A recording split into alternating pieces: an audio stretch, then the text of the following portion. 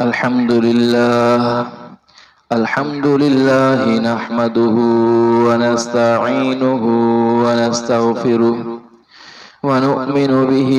ونتوكل عليه ونعوذ بالله من شرور أنفسنا ومن سيئات أعمالنا من يهده الله فلا مضل له ومن يضلله فلا هادي له ونشهد أن لا إله إلا الله وحده لا شريك له ونشهد أن سيدنا وسندنا وحبيبنا وشفيعنا ومولانا محمدا عبده ورسوله أرسله بالحق بشيرا ونذيرا وداعيا إلى الله بإذنه وسراجا منيرا أما بعد فأعوذ بالله من الشيطان الرجيم بسم الله الرحمن الرحيم وعباد الرحمن الذين يمشون على الأرض هونا وإذا خاطبهم الجاهلون قالوا سلاما والذين يبيتون لربهم سجدا وقياما والذين يقولون ربنا اصرف عنا عذاب جهنم إن عذابها كان غراما إنها ساءت مستقرا ومقاما صدق اللہ العظیم۔ دوستو بھائیو، اللہ تبارک و تعالیٰ نے سورۃ الفرقان میں اپنے محبوب ترین بندوں کی کچھ صفات بیان فرمائی ہیں، اور وہ صفات بیان فرما کر اللہ تبارک و تعالیٰ نے ایک ضابطہ سمجھا دیا ہے کہ جن لوگوں میں وہ صفات ہوتی ہیں، وہ صفات والے لوگ اللہ تعالیٰ کے ہاں محبوب لوگ ہوتے ہیں، اور جو محبوب لوگ ہوتے ہیں ان کی بات کو مانا جاتا ہے، قبول کیا جاتا ہے، اور جو ان صفات کو چھوڑنے والے ہوں، ان صفات سے دور ہوں، جن کے اندر وہ صفات ہوں ہی نہیں، گناہوں سے بھرے ہوئے ان صفات سے دور ہوں، تو یہ لوگ چونکہ اللہ تعالیٰ کے ہاں پسندیدہ نہیں ہیں، ناپسندیدہ ہیں، تو لہذا جو لوگ برے ہوتے ہیں کسی کی نظر میں، ان کی بات کو قبول نہیں کیا جاتا ہے، نہیں مانا جاتا ہے۔ تو اللہ تبارک و تعالیٰ نے کچھ صفات بیان فرمائی ہیں، وَعِبَادُ الرَّحْمَنِ الَّذِينَ يَمْشُونَ عَلَى الْأَرْضِ هَوْنًا، کہ رحمان کے بندے وہ ہیں جو زمین پر عاجزی سے چلتے ہیں، جن کا چلنا عاجزی والا ہوتا ہے، متکبرانہ چال نہیں چلتے ہیں، ان کا مزاج یہ نہیں ہوتا کہ وہ تکبر اختیار کریں، ہر اس عمل سے، ہر اس بول سے، ہر اس جذبے سے بچتے ہیں جس کی وجہ سے وہ تکبر میں مبتلا ہوں، یا وہ تکبر والا عمل ان کا ہو، تکبر والا بول ہو، ہر اس عمل سے، ہر اس بول سے بچتے ہیں، اور ان کا مزاج عاجزانہ ہوتا ہے۔ اللہ تبارک و تعالیٰ کو عاجزی بڑی پسند ہے، جو اللہ تبارک و تعالیٰ کے لیے عاجزی اختیار کرتا ہے، اللہ تبارک و تعالیٰ ان لوگوں کو بلندی عطا فرماتے ہیں، اور جو لوگ تکبر اختیار کرتے ہیں تو ایسے لوگ اللہ تعالیٰ کی یہاں ناپسندیدہ ترین لوگ ہیں۔ تو اللہ تبارک و تعالیٰ ارشاد فرماتے ہیں، وَعِبَادُ الرَّحْمَنِ الَّذِينَ يَمْشُونَ عَلَى الْأَرْضِ هَوْنًا وَإِذَا خَاطَبَهُمُ الْجَاهِلُونَ قَالُوا سَلَامًا۔ اگر کوئی لوگ ان ایمان والوں سے، رحمان کے بندوں سے الجھنے کی کوشش کرتے ہیں تو یہ لوگ ان سے الجھتے نہیں ہیں، بلکہ سلامتی کے ساتھ وہاں سے گزر جاتے ہیں۔ تو ایسا مزاج ہونا چاہیے بھلائی کے اعتبار سے کہ آدمی کو، ہر ایک کو راحت پہنچانے والا ہونا چاہیے، خیر پہنچانے والا ہونا چاہیے۔ ویسے بھی اللہ تبارک و تعالیٰ نے قرآن پاک میں ایمان والوں کی جو تعریف فرمائی ہے، حضرات صحابہ کرام رضی اللہ تعالیٰ عنہ مجمعین کی جو تعریف فرمائی ہے، اس میں یہی فرمایا ہے کہ رحماء بینہم، کہ صحابہ کرام رضی اللہ تعالیٰ عنہ مجمعین یہ رحماء بینہم تھے، آپس میں رحم دل تھے۔ تو ایمان والوں کی صفت تو یہی ہونی چاہیے کہ وہ ہر ایک کو خیر پہنچانے والے ہوں۔ وَإِذَا خَاطَبَهُمُ الْجَاهِلُونَ قَالُوا سَلَامًا، یہ اللہ تبارک و تعالیٰ نے صراحتاً ان لوگوں کا تذکرہ فرما دیا ہے کہ جو آخرت پر یقین نہیں رکھتے ہیں یا آخرت پر یقین رکھتے ہیں لیکن ان کا معاملہ یہ ہے کہ جاہلوں جیسا برتاؤ کرتے ہیں، تو ان لوگوں کے ساتھ بھی اللہ تبارک و تعالیٰ نے معاملے کا حکم دیا ہے کہ ان کے ساتھ بھی الجھنے کی ضرورت نہیں ہے، بلکہ سلامتی کی بات ہی کہنی چاہیے۔ اور آگے اللہ تبارک و تعالیٰ ان کی اور صفات فصل بیان فرما رہے ہیں، والذین یبیتون لربہم سجدا وقیاما، ایمان والے رحمان کے بندے وہ ہیں کہ جن کی راتیں وہ اپنے رب کے سامنے رکوع کرتے ہوئے سجدہ کرتے ہوئے گزرتی ہیں، کہ یعنی دن میں جو عبادات ہیں فرائض ہیں ان کو تو پورا کرتے ہی ہیں، اس کے ساتھ ساتھ ان کے معاملات یہ ہیں کہ یہ راتوں کو اٹھ کر بھی عبادات کا اتنا اہتمام کرتے ہیں کہ راتوں کو اٹھ کر بھی تہجد پڑھتے ہیں، اللہ تعالیٰ کے سامنے رکوع سجدہ کرتے ہوئے راتیں گزارتے ہیں۔ یہ رحمان کے بندے ہیں، پسندیدہ لوگ ہیں۔ اب ان لوگوں کے بارے میں بھی سوچ لیا جائے کہ جو لوگ سرے سے نماز نہیں پڑھتے ہیں، تو بتائیے کہ یہ رحمان کے محبوب بندے ہیں یا مبغوض بندے ہیں؟ اور اللہ تعالیٰ شاہ فرماتے ہیں وَالَّذِينَ إِذَا أَنفَقُوا لَمْ يُسْرِفُوا وَلَمْ يَقْتُرُوا وَكَانَ بَيْنَ ذَلِكَ قَوَامًا، ایمان والے یہ وہ لوگ ہیں کہ جب یہ اپنے مالوں کو خرچ کرتے ہیں تو اپنے مالوں کو خرچ کرتے ہوئے نہ ہی اسراف سے کام لیتے ہیں اور نہ ہی ان کا معاملہ یہ ہے کہ یہ بخل سے کام لیتے ہیں۔ کہ اسراف کا مطلب یہ ہے کہ جہاں اتنی ضرورت ہے وہاں اتنا خرچ کرنا، کہ فضول اپنے مال کو ضائع کرنا یہ صحیح نہیں ہے اللہ تعالیٰ کے ہاں۔ ایک ہے دنیا کے اپنی ذات کے اعتبار سے مال خرچ کرنا، اپنی ذات کے اعتبار سے اپنی ذات پر خرچ کرنا، ایک ہے اور لوگوں پر خرچ کرنا کہ لوگوں کو خیر پہنچے، وہ اسراف میں شمار نہیں ہے، وہ تو اللہ تعالیٰ کے یہاں جمع ہو رہا ہے آخرت میں۔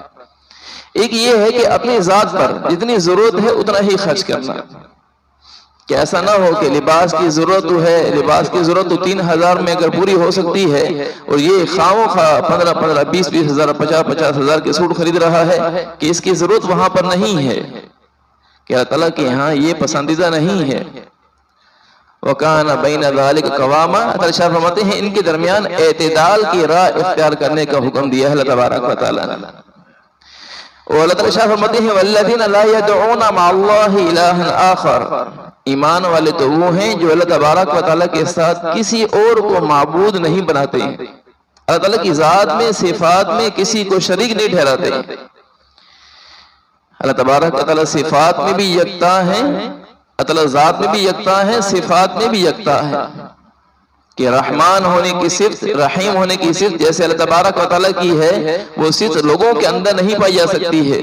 کہ اللہ تبارک و تعالیٰ کا معاملہ بہت عظیم الشان ہے، کہ اسی رحمان ہونے کی صفت کی وجہ سے ہی تو لوگوں کے آپس کے محبت کے معاملات ہیں، کہ ماں اپنی اولاد سے محبت کرتی ہے اسی رحمان کی رحمت کی وجہ سے، والدین اپنی اولاد سے محبت کا معاملہ کرتے ہیں، اور اللہ تبارک تعالیٰ میاں بیوی کے درمیان محبتیں پیدا فرما دیتے ہیں، اور بہن بھائیوں کے درمیان محبتیں پیدا فرما دیتے ہیں، معاشرے کے اندر جو محبت کے معاملات پیدا ہوتے ہیں یہ ساری کی ساری رحمان کی رحمت کی وجہ سے ہے، کہ رحمان ہونے کی صرف اللہ تبارک و تعالیٰ کی یہ دنیا آخرت دونوں جہان پر ہے، دونوں جہان میں ہے، کہ رحیم اسے کہتے ہیں، اس ذات کو کہا جاتا ہے۔ مختلف مفسرین نے رحمان اور رحیم صفت کی تعریف مختلف انداز سے کی ہے۔ بعض مفسرین فرماتے ہیں رحیم اس ذات کو کہا جاتا ہے کہ جس سے مانگا جاتا ہے تو وہ عطا کرتی ہے وہ ذات، اور رحمان اس ذات کو کہا جاتا ہے کہ اس سے نہ مانگے تب بھی وہ عطا کرتا ہے۔ اللہ تبارک و تعالیٰ سے کوئی نہیں بھی مانگتا ہے، رحمان اسے پھر بھی رزق بھی دے رہا ہے، اسے سانس بھی دے رہا ہے، اس کے جسم کو صحیح سالم بھی رکھا ہوا ہے، کتنی اللہ کی رحمت ہے۔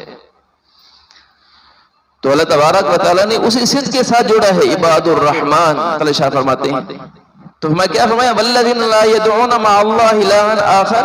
کہ رحمان کے بندے وہ ہیں جو اللہ تعالیٰ کی ذات میں صفات میں کسی کو شریک نہیں ٹھہراتے ہیں، کسی اور کو معبود نہیں سمجھتے، اور میں کہ ولا یزنون، اور نہ ہی یہ ایمان والے رحمان کے بندے ایسے ہوتے ہیں کہ یہ زنا کے اندر مبتلا ہوں، یہ رحمان کے بندوں کا یہ معاملہ نہیں ہوا کرتا ہے۔ وَمَن يَفْعَلْ ذَلِكَ يَلْقَ أَثَامًا، یہ لوگ جو یہ معاملہ کرتے ہیں میں کہ یہ بہت بڑے گناہ کو اٹھاتے ہیں۔ اور وَالَّذِينَ لَا يَشْهَدُونَ الزُّورَ، یہ ایمان والے تو، یہ رحمان کے بندے تو وہ ہیں جھوٹی گواہی نہیں دیتے ہیں. کہیں گواہی کا موقع آ جائے تو وہاں جھوٹی گواہی نہیں دیتے ہیں. جس چیز کو اپنی آنکھ سے نہیں دیکھا ہے اس بات کو یہ بیان نہیں کرتے ہیں. والذین لا یشهدون الزور وَإِذَا مَرُّوا بِاللَّغْوِ مَرُّوا كِرَامًا. یہ ایسے معاملات ان کے ہیں کہ جب یہ کہیں سے گزرتے ہیں، جب کوئی تکلیف پہنچانے والے لوگ راستے میں بیٹھے ہوئے ان تکلیف پہنچانے والے، فرمایا یہ وہاں سے وہاں شرافت کا دامن یہ اپنے سمیٹ کر وہاں سے گزر جاتے ہیں، کسی کو تکلیف نہیں پہنچاتے ہیں. والذین اذا ذکروا بآیات ربهم لم یخروا علیہا صما وعمیانا. فرمایا یہ رحمان کے بندے وہ ہیں جب ان کے سامنے رب کا ذکر کیا جاتا ہے تو وہاں اندھے بہرے ہو کر نہیں گزر جاتے ہیں کہ چلو یہ تو حکم اوروں کے لیے ہوگا، ہمارے لیے یہ حکم نہیں ہے. نہیں، بلکہ رحمان کی جو ذکر ہے اس کو جو اللہ تبارک و تعالی نے احکامات عطا فرمائے ہیں ان احکامات کو قبول بھی کرتے ہیں، ان احکامات کے مطابق عمل بھی کرتے ہیں. یہ ہے رحمان کے بندے. اب اس کے برعکس یہ ساری صفات اللہ تبارک و تعالی نے بیان فرمائی ہیں.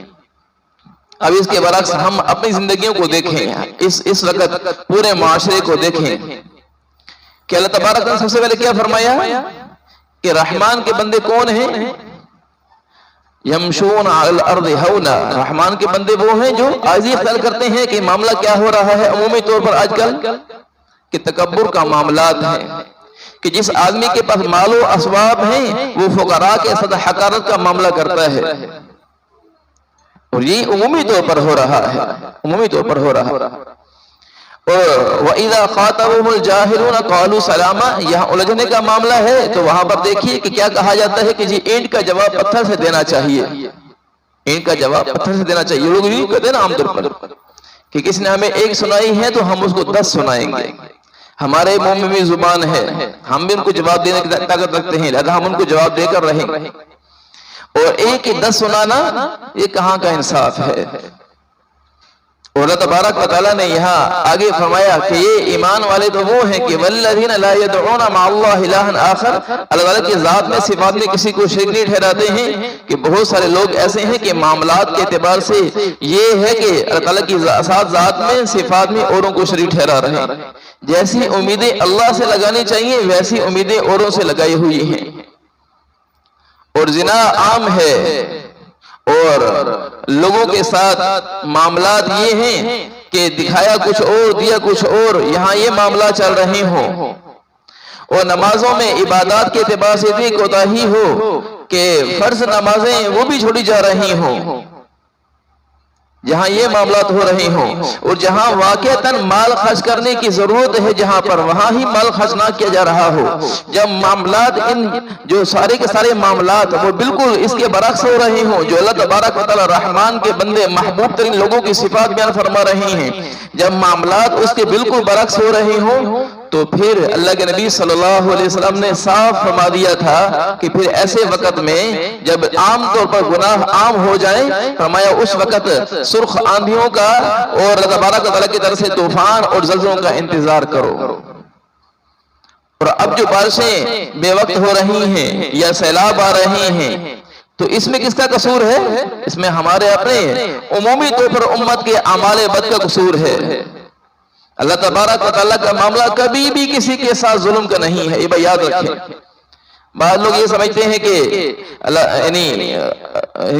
ذہن میں یہ سوچتے ہیں کہ ہم نے کیا جرم کیا ہے، اور بعض لوگ صراحتاً بول بھی دیتے ہیں ہمارا کون سا گناہ ایسا ہوا ہے جس کی وجہ سے ہمارے اوپر یہ بے وقت بارشیں آ رہی ہیں، سیلاب آ گئے ہیں. اور اگر ہم عمومی طور پر زندگی کو دیکھیں اپنی تو ہماری زندگی عمومی طور پر اللہ کے حکم کے برخلاف ہے. اور اللہ تبارک و تعالیٰ نے قرآن پاک میں صاف فرمایا ہے کہ ظاہر الفساد فی البر والبحر بما کسبت ایدی الناس. خشکی تری میں جو فساد ظاہر ہوتا ہے یہ انسانوں کے اپنے ہاتھوں کی کمائی ہوتا ہے. زکوٰۃ کے حکم کو دیکھ لیا جائے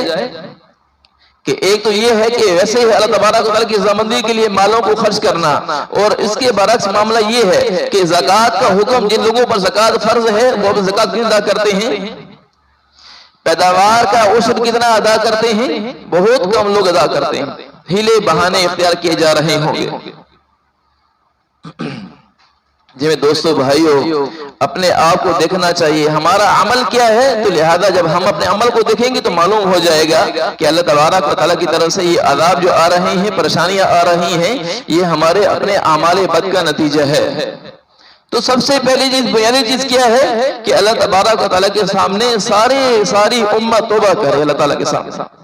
اور یقین جانیے جب توبہ عام ہوتی ہے تو اللہ تبارک و تعالیٰ پھر توبہ کو قبول فرما کر استغفار کی برکت سے ساری پریشانی کو ٹال دیتے ہیں۔ اللہ تبارک و تعالیٰ نے سورہ نوح کے اندر حضرت نوح علیہ السلام کا امت کو، اپنی قوم کو دعوت دینے کا تذکرہ فرمایا ہے کہ حضرت نوح علیہ السلام لوگوں کو جا کر شرک سے منع کرتے ہیں، اللہ کی ذات میں، صفات میں شرک سے لوگوں کو منع کرتے ہیں۔ حضرت نوح علیہ السلام سے پہلے لوگوں میں شرک نہیں ہوا کرتا تھا۔ حضرت نوح علیہ السلام کی قوم سے یہ جو نافرمان لوگ تھے وہاں سے یہ شرک کا معاملہ شروع ہوا۔ حضرت نوح علیہ السلام 950 سال تک لوگوں کو دعوت دیتے رہے، اور پھر جب اللہ تبارک و تعالیٰ سے دعا مانگی ہے رب لا تذر علی الارض من الکافرین دیارا، اے رب اس زمین پر کسی کافر کو اب باقی نہ چھوڑنا۔ بعض لوگ یہ سمجھتے ہیں کہ حضرت نوح علیہ السلام نے علیہ باللہ کسی نبی کبھی بھی امت کے بارے میں بدخواہی نہیں کر سکتے۔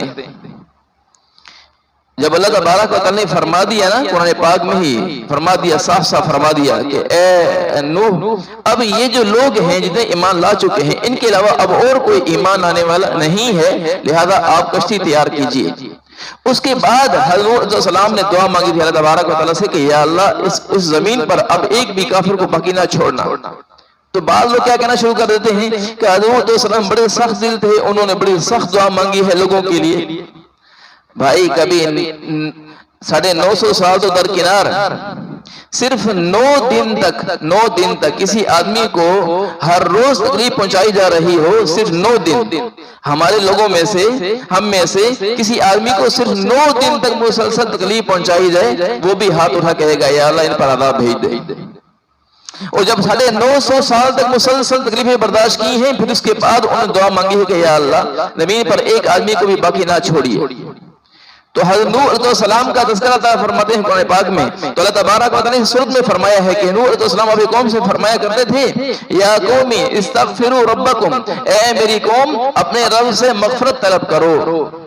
انہو کان غفارا، اللہ تبارک و تعالیٰ بہت زیادہ معاف فرمانے والے ہیں۔ یہ غفار کا ترجمہ بہت زیادہ معاف فرمانے والا ہے، یہ ہمارے الفاظ کے اعتبار سے ترجمہ بہت اچھا ترجمہ ہو سکتا ہے، لیکن غفار کا ترجمہ اردو کے پرائے میں اس کو ڈھالا نہیں جا سکتا ہے کہ غفار اس ذات کو کہا جاتا ہے کہ جس کی مغفرت کی کوئی انتہا نہ ہو۔ دیکھتے نہیں ہیں کہ کتنا بڑا نافرمان ہو، بڑے سے بڑا نافرمان بھی اللہ تعالیٰ کے سامنے سچی پکی توبہ کرتے ہیں، اللہ تعالیٰ معاف فرما دیتے ہیں۔ کتنا غفور ہے، کتنا غفار ہے۔ وَيُرْسِ فرمایا کہ جب تم اپنے رب سے مغفرت طلب کرو گے تو وہ بہت زیادہ معاف کرنے والا ہے، اور اس کی صرف یہ نہیں ہوگا معاملہ کہ تمہیں صرف معاف فرما دیں گے، بلکہ اس استغفار کا فائدہ کیا ہوگا تمہیں؟ وَيُرْسِلِ السَّمَاءَ عَلَيْكُمْ مِدْرَارًا، جب تمہیں بارشوں کی ضرورت پڑے گی نا تو تمہارے اوپر موسلادھار بارشیں برسائیں گے۔ بعض لوگ دعا مانگتے ہیں، کہتے ہیں یا اللہ اپنی رحمت کو روک دے۔ بارش کے بارے میں کیا کہہ رہے ہیں؟ دعا کیا مانگ رہے ہیں؟ یا اللہ اپنی رحمت کو روک دے۔ کہہ رہے ہوتے ہیں یا اللہ اپنی رحمت کو روک دے۔ سمجھنے کی بات یہ ہے کہ رحمت کو بھی روکنے کے بارے میں کہا جاتا ہے کہ یا اللہ اگر آپ کی طرف سے ناراضگی کی وجہ سے بارشیں برس رہی ہیں تو یا اللہ اس کو روک دیجیے۔ تو رحمت کا معاملہ ہوگا پھر جب لوگ فرما برداری اختیار کریں گے، استغفار کرنا شروع کریں گے، تو فرمایا کہ وَيُرْسِلِ السَّمَاءَ عَلَيْكُمْ مِدْرَارًا، اور فرمایا وَيُمْدِدْكُمْ بِأَمْوَالٍ، اللہ تبارک و تعالیٰ تمہاری مدد فرمائیں گے مال کے ذریعے، جو تمہیں مال ضرورت پڑتا ہے اللہ تبارک و تعالیٰ تمہاری مدد فرما کے تمہیں مال بھی عطا فرمائیں گے۔ وَبَنِينَ، اور اللہ تبارک و تعالیٰ تمہیں بیٹے بھی عطا فرمائیں گے، جن بیٹوں کی تمہیں طلب ہوتی ہے، تم راتوں کو اٹھ کر دعائیں مانگتے ہو یا اللہ ہمیں نیک صالح اولاد عطا فرما، اللہ تبارک و تعالیٰ استغفار کی برکت سے تمہیں بیٹے بھی عطا فرمائیں گے۔ وَيَجْعَلْ لَكُمْ جَنَّاتٍ وَيَجْعَلْ لَكُمْ أَنْهَارًا، اللہ شاہ فرماتے ہیں اللہ تبارک و تعالیٰ تمہیں باغات بھی عطا فرمائیں گے، تمہیں نہریں بھی عطا فرمائیں گے استغفار کی برکت سے۔ میں دوستو بھائیو، استغفار کی برکت سے تو اتنا کچھ پریشانیوں سے نجات مل رہی ہے، اور ہم یہ سمجھتے ہیں کہ ہم گناہ بھی کرتے رہیں اور اللہ تبارک و تعالیٰ کی طرف سے رحمت کا معاملہ ہو، ایسا نہیں ہوا کرتا۔ ہم سچی پکی توبہ کریں، پھر دیکھیے اللہ تعالیٰ کی رحمت کتنی اترتی ہے ہمارے اوپر، کتنی پریشانیوں سے ہمیں نجات عطا فرماتے ہیں، کتنی برکتوں والا معاملہ فرماتے ہیں۔ اللہ تبارک دنیا کی زندگی بہتر بنا دیں گی، آخر کی زندگی میں بھی ہمیشہ ہمیشہ کامیابی عطا فرمائیں گے۔ اللہ تعالیٰ ان باتوں پہ عمل کی توفیق نصیب